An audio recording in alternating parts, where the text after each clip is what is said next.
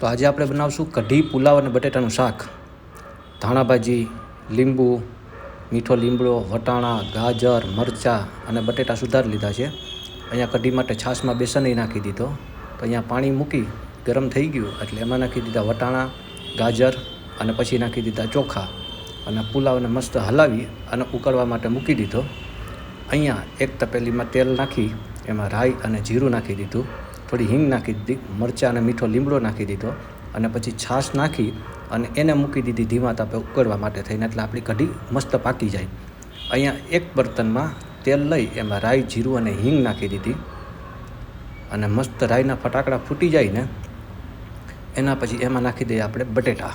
પછી મિક્સ કરી એમાં મીઠું નાખી થોડી વાર ચડવા દીધા, પછી એમાં બધા મસાલા નાખી દીધા. તો અહીંયા જો આપણો પુલાવ ચડી રહ્યો છે, આ બાજુ ચડી રહ્યું છે આપણું બટેકાનું શાક અને અહીંયા ઉકળી રહી છે કઢી. તો પુલાવ, બટેકાનું શાક અને કઢી રેડી એક સાથે. તો બોલો, તમારો ભાઈ એટલી મહેનત કરે છે તો લાઇક, શેર, સબસ્ક્રાઈબ કરજો.